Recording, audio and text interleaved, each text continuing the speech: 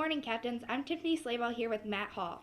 Today is Wednesday, September 30th, and we're coming to you with another live episode of WKHS from Studio 503. Seniors, your baby pictures are due tomorrow. Please turn them in along with your order form and money to Miss Grossnickel or to the main office. Please make sure to include your name with the picture. In addition to baby pictures, senior portraits are due on October 30th. If you have any questions regarding either of these, please see Mrs. Grossnickel. New applications for the National Honor Society are due this Friday, October 2nd. Turn these applications into Mr. Nicholson in room 215. All juniors and seniors with a GPA of 3.4 are invited to apply for admission to the National Honor Society. If you do not receive an invitation and applications, please stop by room 215 to talk with Mr. Nicholson. With the school year in full swing, many students have been busy with homework since the summer. Let's turn it over for WK Today's very own Ajay Berry for more on this. Many students fail to see the purpose of having summer homework. However, many teachers have a different point of view on the subject. Why is summer homework required? Summer homework is required for my AP psychology class because there's so much information that I need to cover. There's not enough time during the regular school year to finish it.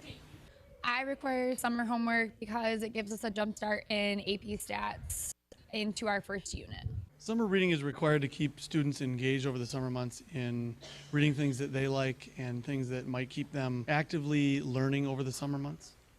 Does summer homework really help the students? I think so. I think that everyone, at least in the psychology class, had a better idea of what the class was going to be about before we started school. I think summer homework does help the students throughout the school year. It at least gets them in the mode of thinking about school, getting them back and ready to get back in the swing of things, and it allows them to succeed on their first unit test. When students come in having read over the summer, they've kept engaged with their learning, which sort of provides a nice transition into the elements of each language arts course or whatever course they happen to be in, and it allows them to sort of keep their brain fresh with their learning. Versus someone who hasn't read all summer, sort of knowledge has escaped. Although we as students may not see the purpose of summer homework, teachers know it's best. So I guess summer homework does make a difference in learning now. Let's turn it over for Aaron for sports. Thanks, Tiffany. Today for the Captains, the girls' golf team is taking part in the association tournament at PCC. In professional sports, it's not a fun time to be a Detroit sports fan.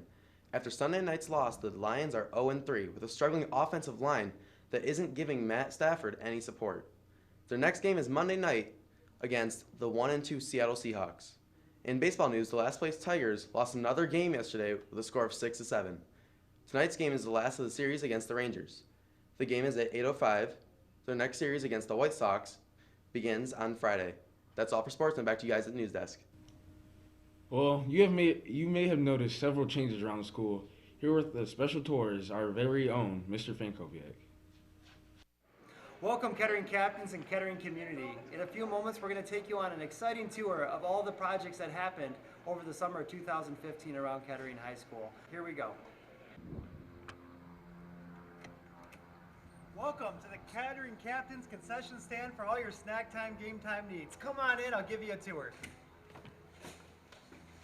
So, basically, this is where the magic happens. We have in here plenty of room to set up here the concession operations with all of our sporting events and the activities in the stadium. Over here, if you are in here for food service, we have a 3-stage sink. It's your clean, rinse, sanitize. We'll have plenty of room for all the food to be set up here. Plenty of hand washing stations. And these wonderful food service windows, which will give us 2 lines for food operations. How long may I take your order? Yes, I'll be right back. Thank you. Get the food, and you give it to the customer, and the next customer comes up to the window. So this is the new concession stand, new for 2015.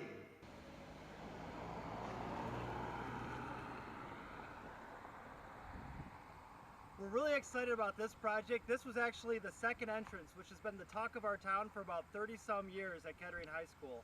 We've been a single entrance district or a school since 1962 when we were built. Well, behind me, this is Kettering Drive. You'll see right here that there's a way for pedestrians to go to the right and for cars to go to the left as they enter and exit the building. Also back here, an opportunity arose where Manley Elementary once stood.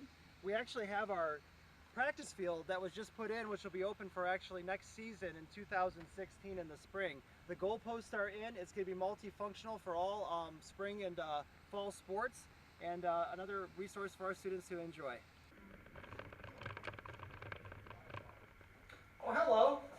Welcome, captains. Perfect timing. Let me tell you about our new science labs that were built this summer that are waiting for you this fall. This is actually one of the prep rooms in one of our 2 science labs that were built.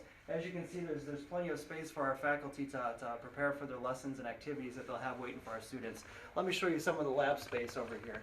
So as I said, this is one of 2 labs, and in here is some pretty cool technology that is going to equip our teachers for bio, chem, and physics types experiments in these labs. Let me show you some of the cool things that have been installed. So you'll see right here, this is a standard table. You know, you got your gas, you got your water, you got your sink, but the nice thing is you have your kind of activity space, and teachers have the ability to raise them up depending on the apparatus and depending on the experiment that is going to be going on. Over here, you're going to see that teachers have a display table as well where they can model and showcase what the experiment is and the different parts of the lesson design. And over there you already see that Miss Cassioli's got a leg up on the life in the jar experiment over by the window with the natural light. So very exciting stuff in our new science labs waiting for our captains this fall. This actually used to be a classroom that was built when the building was built in 1962.